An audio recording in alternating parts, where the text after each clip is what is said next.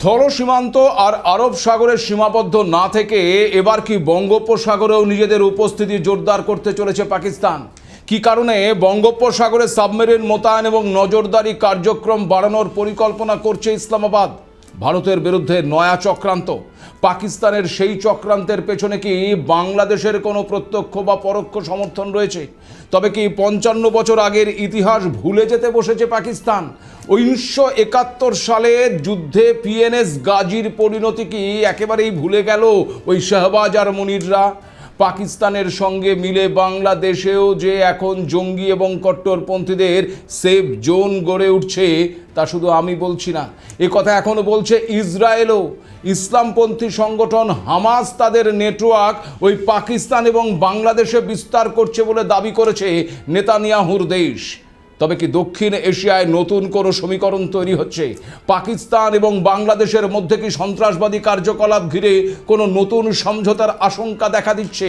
ঢাকার একটি মাদ্রাসা থেকে পাকিস্তানি অস্ত্র উদ্ধারের ঘটনা কি সেই আশঙ্কাকে আরও উস্কে দিচ্ছে? যদি সত্যিই এমন হয় তাহলে এই নেটওয়ার্ককে ভাঙতে বা তাকে মোকাবেলা করতে ভারত কতটা প্রস্তুত? সন্ত্রাস বিরোধী লড়াইয়ে ভবিষ্যতে কি এবার একযোগে অপারেশন চালাতে চলেছে ভারত এবং ইসরায়েল?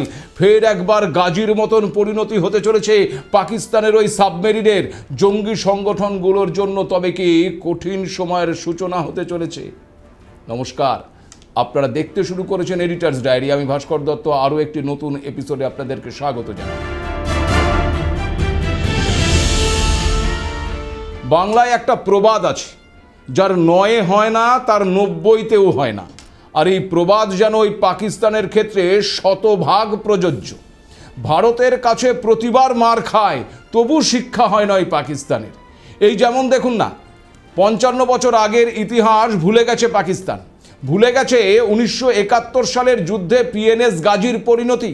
আর সে কারণেই শুধু আরব সাগরে সীমাবদ্ধ না থেকে ফের একবার বঙ্গোপসাগরে সাবমেরিন মোতায়েন করার পরিকল্পনা করছে ইসলামাবাদ।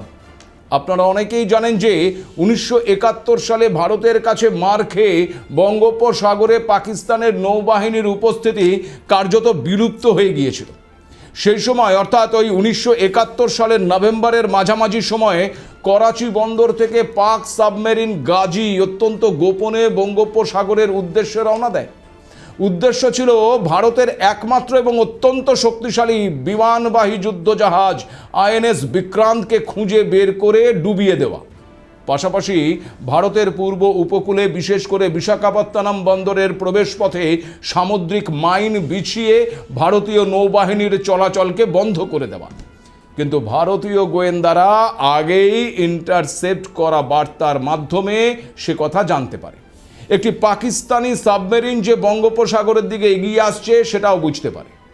আইএনএস বিক্রান্তকে সুরক্ষিত রাখতে ভারতের ইস্টার্ন নেভাল কমান্ডের প্রধান ভাইস অ্যাডমিরাল এন কৃষ্ণন একটি দুর্দান্ত কৌশল অবলম্বন করেন। প্রথমে ওই আইএনএস বিক্রান্তকে গোপনে আন্দামান ও নিকোবর দ্বীপপুঞ্জের একটি নিরাপদ ঘাঁটিতে সরিয়ে নেওয়া হয়। আর তারপর গাজীকে বিভ্রান্ত করতে বিশাখাপত্তনমে এমন পরিবেশ তৈরি করা হয়েছিল যাতে মনে হয় যে বিক্রান্ত সেখানেই আছে। শত্রুপক্ষকে বিভ্রান্ত করতে রেডিওর তরঙ্গের মাধ্যমে বিক্রান্তের ভুয়ো বার্তা আদান প্রদান করা হতে থাকে। পাশাপাশি ভারতের পুরনো বিধ্বংসী যুদ্ধজাহাজ আইএনএস রাজপুতকে ওই বিক্রান্তের ছদ্মবেশে ওই এলাকায় টহল দিতে পাঠিয়ে দেওয়া হয়। এরপর ভারতের পাতা ফাঁদে পা দিয়ে দেয় ওই পাকিস্তানের শক্তিশালী পিএনএস গাজী ৩রা ডিসেম্বর ওই বিশাখাপত্তনম বন্দরের একেবারে কাছে চলে আসে। আর ওই রাতেই ভারত এবং পাকিস্তানের মধ্যে শুরু হয় যুদ্ধ। ৩রা ডিসেম্বর মধ্যরাতের পর একটি বিকট বিস্ফোরণে পাকিস্তানের অহংকার ওই সাবমেরিন পিএনএস গাজী ৯৩ জন ক্রু মেম্বার সহ একেবারে সমুদ্রের ১০০ মিটার গভীরে তলিয়ে যায়। এই ঘটনা নিয়ে দ্য গাজী অ্যাটাক নামে একটি সিনেমাও হয়েছে, যা ওই পাকিস্তানের অহংকারের পতনের খতিয়ানি তুলে ধরেছে। তবে পাকিস্তান বোধহয় সেসব এখন ভুলে গেছে। না হলে গাজী ধ্বংসের ৫৫ বছর পর পাকিস্তান কখনো নতুন করে ওই অঞ্চলে সামরিক শক্তি বৃদ্ধির প্রস্তুতি নেয়? যা খবর তাতে জানা যাচ্ছে যে পাকিস্তান চাইছে তাদের নতুন হাঙ্গার ক্লাস সাবমেরিনের মাধ্যমে ভারতের নৌবাহিনীকে চারিদিক থেকে ঘিরে ফেলতে এবং বঙ্গোপসাগরে নিজেদের সামরিক উপস্থিতি পুনরুজ্জীবিত করতে। এখন প্রশ্ন হচ্ছে, এই হাঙ্গর সাবমেরিন কি বা তা কতটাই বা শক্তিশালী? দেখুন, হাঙ্গর ক্লাস সাবমেরিন হলো চীনের সহায়তায় তৈরি পাকিস্তান নৌবাহিনীর সবচেয়ে অত্যাধুনিক এবং শক্তিশালী ডিজেল ইলেকট্রিক যুদ্ধজাহাজ। পাকিস্তান তাদের নৌবাহিনীকে আধুনিকীকরণ এবং ভারতের নৌবাহিনীর শক্তির সঙ্গে ভারসাম্য বজায় রাখার জন্য ওই চীন থেকে মোট 8টি এই ধরনের সাবমেরিন কিনেছে। সামরিক পরিভাষায় এটি মূলত চীনের নৌবাহিনীর ব্যবহৃত টাইপ 039B সাবমেরিনের একটি উন্নত এবং কাস্টমাইজড সংস্করণ। হাঙ্গর ক্লাস সাবমেরিনে রয়েছে এআইপি মানে এয়ার ইন্ডিপেন্ডেন্ট প্রপালশন প্রযুক্তি। এর ফলে সাবমেরিনটি বাতাসে না এসেই একটানা 2 থেকে 3 সপ্তাহ গভীর জলের নিচে একেবারে সম্পূর্ণ নিঃশব্দে লুকিয়ে থাকতে পারে। এছাড়াও এই সাবমেরিনের থেকে পাকিস্তানের তৈরি Babur 3 submarine launch cruise missile fire করা যায়, যা পরমাণু অস্ত্র বহন করতে সক্ষম এবং প্রায় 450 কিলোমিটার দূরের লক্ষ্যবস্তুকে আঘাত করতে পারে। পাশাপাশি এতে আবার রয়েছে অত্যাধুনিক গাইডেড টর্পেডো, যা শত্রুপক্ষের যুদ্ধজাহাজ বা সাবমেরিনকে জলের নিচে থেকেই ধ্বংস করতে পারে। এছাড়াও সমুদ্রের তলদেশে গোপনে মাইন বিছিয়ে রাখার ক্ষমতাও রয়েছে তার। আর এই হাঙ্গর দিয়েই বঙ্গোপসাগরে নিজেদের শক্তি বৃদ্ধি এবং ভারতের ওপর নজরদারির পরিকল্পনা করছে নাকি এখন পাকিস্তান। এদিকে বঙ্গোপসাগর দীর্ঘদিন ধরেই ভারতের নিয়ন্ত্রণে থাকা একটা বিশাল সামুদ্রিক এলাকা। ভারতের পূর্ব উপকূল, গুরুত্বপূর্ণ নৌঘাঁটি, আন্দামান নিকোবর অঞ্চল এবং বাণিজ্যিক সমুদ্রপথ এই অঞ্চলের সঙ্গেই জড়িত। তাছাড়া সাম্প্রতিক সময় পাকিস্তান এবং বাংলাদেশের মধ্যে প্রতিরক্ষা ও নৌ সহযোগিতা নিয়ে নতুন করে আলোচনা শুরু হয়েছে। বিশ্লেষকদের একাংশের মতে আগামীতে যদি চট্টগ্রাম বন্দরের মতন এলাকায় পাকিস্তান ঢুকে পড়ে, তবে তাদের নৌবাহিনী এবং সাবমেরিন বঙ্গোপসাগরে প্রবেশ করানোটা অনেক সহজ হয়ে উঠবে। তবে এই মুহূর্তে তেমন কোনো প্রমাণ না থাকায় বিষয়টিকে একটি কৌশলগত বার্তা হিসেবেই দেখছেন কিন্তু অধিকাংশ প্রতিরক্ষা বিশেষজ্ঞ। কিন্তু এখন প্রশ্ন হচ্ছে, ভারত কিভাবে পাকিস্তানের এই কৌশলকে প্রতিহত করবে? দেখুন, পাকিস্তান ও চীনের যৌথ হাঙ্গর ক্লাস সাবমেরিনের মোকাবেলা করতে ভারত অত্যন্ত গুরুত্বের সঙ্গে প্রজেক্ট 75I কর্মসূচিকে কাজে লাগিয়ে এগিয়ে যাচ্ছে। পাকিস্তানের 8টি সাবমেরিনের জবাব দিতে ভারত প্রায় 90,000 থেকে 1 লক্ষ কোটি টাকা ব্যয়ে 6টি অত্যন্ত অত্যাধুনিক এবং ঘাতক নেক্সট জেনারেশন সাবমেরিন তৈরি করেছে। আর এই মেগা প্রজেক্টের জন্য ভারতের Mazagon doc ship builders limited এবং জার্মানির defence giant ThyssenKrupp marine systems যৌথভাবে কিন্তু কাজ করছে। প্রতিরক্ষা বিশেষজ্ঞদের মতে জার্মানির অত্যাধুনিক ডিজাইনের ওপর ভিত্তি করে তৈরি হতে যাওয়া ভারতের এই নতুন সাবমেরিনগুলো ওই পাকিস্তানের হাঙ্গর ক্লাসের চেয়ে প্রযুক্তিগতভাবে অনেক বেশি এগিয়ে। তাছাড়া জার্মান ফুয়েল সেল ভিত্তিক এআইপি প্রযুক্তির কারণে এগুলো দীর্ঘ সময় জলের নিচে অত্যন্ত নিঃশব্দে অবস্থান করতে পারে।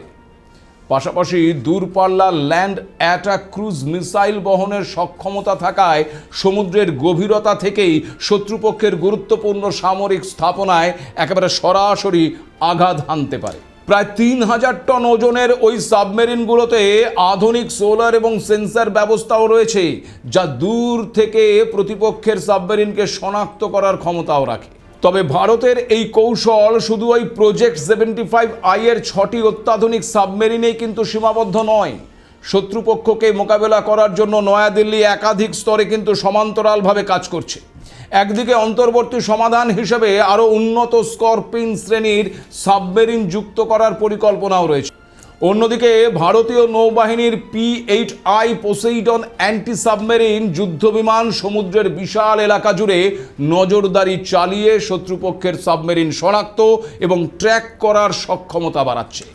পাশাপাশি দীর্ঘমেয়াদে চীন পাকিস্তান যৌথ চ্যালেঞ্জ মোকাবেলায় দেশীয় প্রযুক্তিতে পরমাণু চালিত আক্রমণাত্মক সাবমেরিন নির্মাণ প্রকল্প কিন্তু এগিয়ে নিয়ে যাওয়া হচ্ছে, যা ভারতের সামুদ্রিক প্রতিরক্ষা শক্তিকে নতুন উচ্চতায় পৌঁছে দিতে পারবে বলেই মনে করছে বিশেষজ্ঞরা। এখন প্রশ্ন হচ্ছে, ওই পাকিস্তান কি সত্যিই বঙ্গোপসাগরে স্থায়ীভাবে থাকতে পারবে? কেন ইসরায়েল দাবি করছে যে হামাস তাদের নেটওয়ার্ক ওই পাকিস্তান এবং বাংলাদেশেও বিস্তার করার চেষ্টা করছে? তবে কি দক্ষিণ এশিয়ায় নতুন কোনো নিরাপত্তা সমীকরণ তৈরি হচ্ছে জঙ্গি দমনে? তবে এবার কি একযোগে অপারেশনে নামতে চলেছে ভারত ইসরায়েল? পাকিস্তান কি সত্যি বঙ্গোপসাগরে স্থায়ীভাবে থাকতে পারবে? দেখুন, প্রতিরক্ষা বিশ্লেষকদের মতে বঙ্গোপসাগরে পাকিস্তানের দীর্ঘমেয়াদী সাবমেরিন মোতায়েন বাস্তবে কিন্তু ততটা সহজ নয়।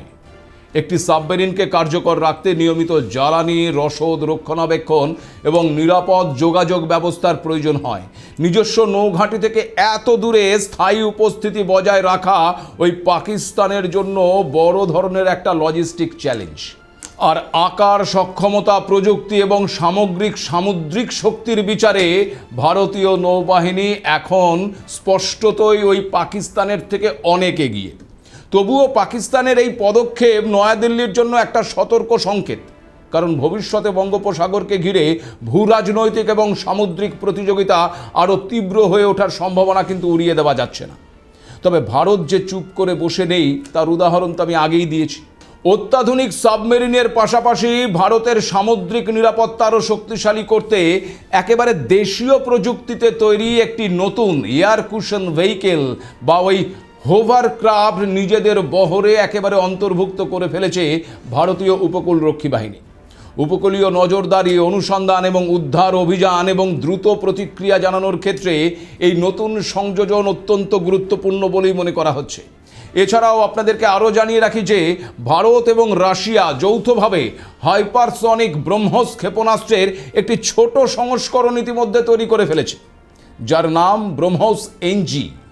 গত 17 জুন ভারতে নিযুক্ত রাশিয়ার রাষ্ট্রদূত ডেনিস আলিফভ এই তথ্যই দিয়েছেন।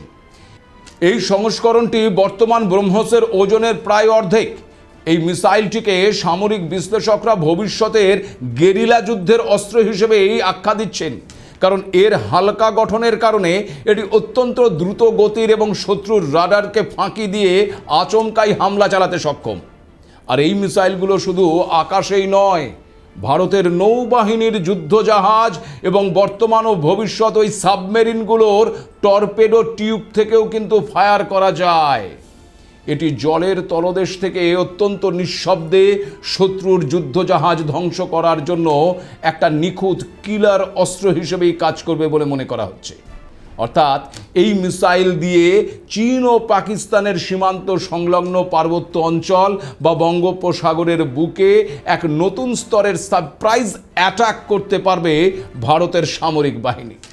যেখানে পাকিস্তান চীন থেকে আনা ওই অত্যাধুনিক এআইপি প্রযুক্তি এবং ক্রুজ মিসাইল সমৃদ্ধ হাঙর ক্লাস সাবমেরিনের মাধ্যমে দীর্ঘ 55 বছর পর বঙ্গোপসাগরে প্রবেশের পরিকল্পনা করছে, তখন ভারত সীমান্তে বাংকার ধ্বংস করার জন্য সম্পূর্ণ দেশীয় প্রযুক্তিতে তৈরি 120 mm স্বয়ংক্রিয় ভারী স্মার্ট মোটর সিস্টেম গরুরাস্ত্র একেবারে সফলভাবে পরীক্ষা করেছে।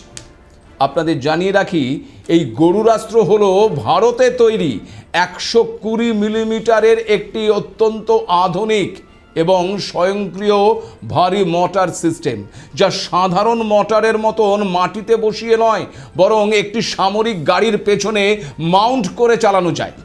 এই সিস্টেমটি মাত্র 30 সেকেন্ডের যুদ্ধের জন্য প্রস্তুত হতে পারে এবং প্রতি মিনিটে 12টি জিপিএস এবং লেজার গাইডেড স্মার্ট গোলা ছুড়ে দিতে পারে, যা প্রায় 10 কিলোমিটার দূরের শত্রুর বাংকার বা 20 সেন্টিমিটার পুরু কংক্রিটের দেওয়ালকে অনায়াসেই ধ্বংস করে দিতে পারে।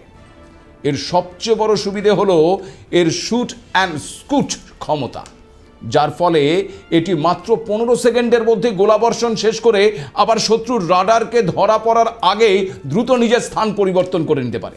ফলে পাকিস্তান এবং বাংলাদেশকে উচিত শিক্ষা দিতে ভারত যে প্রস্তুত এবং নিজেকে আরও উন্নত স্তরে নিয়ে যাচ্ছে সে কথা বলাই যায়।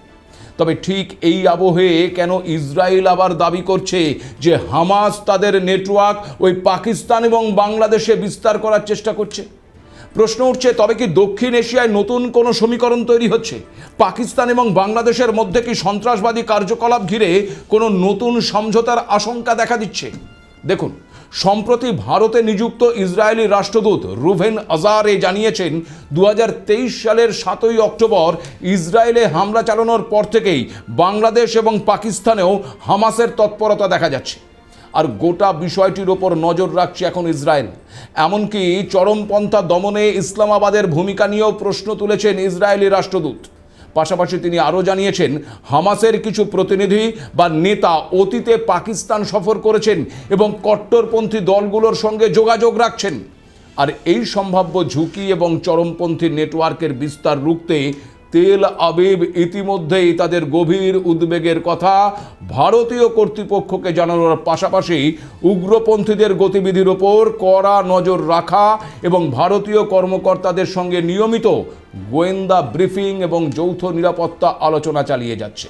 একই সঙ্গে দক্ষিণ এশিয়ায় নিজেদের নিরাপত্তা আরও নিশ্ছিদ্র করতে তারা ভারতকে কিন্তু আনুষ্ঠানিকভাবে হামাসকে একটি সন্ত্রাসী সংগঠন হিসেবে তালিকাভুক্ত করার জন্য পুনরায় আবার অনুরোধ জানিয়েছে। অর্থাৎ এখান থেকে একটা বিষয় পরিষ্কার যে জঙ্গিরা তাদের জাল বিস্তার করতে ওই পাকিস্তানের পাশাপাশি এবার বাংলাদেশকেও কাজে লাগাচ্ছে। আর অনেকেই প্রশ্ন তুলছেন যে সে কারণেই কি ঢাকার মাদ্রাসার টয়লেট থেকে ওই পাকিস্তানি পিস্তল পাওয়া যাচ্ছে। এখানে আপনাদেরকে জানিয়ে রাখি, গত বৃহস্পতিবারই ঢাকার ওই আশুলিয়ার শ্রীপুর গণকবাড়ি এলাকায় অবস্থিত একটি মাদ্রাসার নির্মীয়মান বাথরুমের মেঝে থেকে র‍্যাব 4 পরিত্যক্ত একটি রিভলভার এবং 2টি রাউন্ড গুলি উদ্ধার করেছে। আর এই উদ্ধার হওয়া অস্ত্রের গায়ে একেবারে ইংরেজিতে খোদাই করে লেখা আছে মেড ইন পাকিস্তান। আর এরপরেই বাংলাদেশ এবং পাকিস্তানের সন্ত্রাসী পরিকল্পনার জল্পনা কিন্তু আরও জোরদার হয়েছে। কারণ চলতি বছরের 8ই মে ঢাকায় বাংলাদেশ এবং পাকিস্তানের মধ্যে 10 বছরের মেয়াদি একটা নিরাপত্তা গোয়েন্দা সহযোগিতা সংক্রান্ত সমঝোতা স্বাক্ষর হয়েছে। এর আওতায় গোয়েন্দা তথ্য আদান প্রদানের সুযোগ তৈরি হওয়ায় আঞ্চলিক কূটনৈতিক মহলে নতুন আলোচনাও শুরু হয়ে গেছে। বিশেষজ্ঞদের একাংশের মতে 1971 সালের পর এই প্রথম ঢাকা এবং ইসলামাবাদের মধ্যে এমন প্রাতিষ্ঠানিক নিরাপত্তা সহযোগিতা কাঠামো গড়ে উঠছে। ফলে এর সম্ভাব্য ভূ রাজনৈতিক প্রভাব এবং দক্ষিণ এশিয়ার নিরাপত্তা পরিস্থিতির উপর দীর্ঘমেয়াদী প্রভাব নিয়ে বিভিন্ন মহলে কিন্তু জল্পনা তৈরি হয়েছে। তাহলে কি এবার ওই সন্ত্রাস বিরোধী লড়াইয়ে ভবিষ্যতে আরও ঘনিষ্ঠভাবে একসঙ্গে কাজ করতে দেখা যাবে ভারত এবং ইসরায়েলকে? দেখুন, বিশেষজ্ঞরা বলছেন জঙ্গি সংগঠনগুলোর নেটওয়ার্ক, অর্থায়ন এবং আন্তঃসীমান্ত কার্যকলাপ মোকাবেলায় দুই দেশের গোয়েন্দা সংস্থাগুলোর মধ্যে সমন্বয়ের ভবিষ্যতে কিন্তু আরও বাড়তে পারে। আবার আগামী 22 এবং 23শে জুন ভারতের জাতীয় নিরাপত্তা উপদেষ্টা অজিত দোভাল এবং চীনের বিদেশমন্ত্রী ওয়াং ইয়ের মধ্যে একটি গুরুত্বপূর্ণ বৈঠক হতে চলেছে। বেজিং জানিয়েছে দোভালের বিশেষ আমন্ত্রণেই ভারতে আসছেন চীনের বিদেশমন্ত্রী। বিশেষজ্ঞদের মতে দোভালের ডাকে চীনা বিদেশমন্ত্রীর এই সফর কেবলমাত্র একটি দ্বিপাক্ষিক বৈঠক নয়, বরং এটি ভারত মহাসাগর এবং বঙ্গোপসাগরে ওই চীন পাকিস্তান যৌথ অক্ষকে দুর্বল করার জন্য ভারতের পাতা একটা অত্যন্ত চতুর এবং দূরদর্শী কূটনৈতিক চাল, যা সফল হলে দক্ষিণ এশিয়ার পুরো সমীকরণ ওই ভারতের অনুকূলে চলে আসতে পারে। সব মিলিয়ে পাকিস্তান এবং বাংলাদেশের কট্টরপন্থীদের মনে রাখা উচিত, এই মুহূর্তে ভারতকে হারানো শুধু মুশকিল নয়, নামুমকিনও বটে। আজ এ পর্যন্তই। নমস্কার।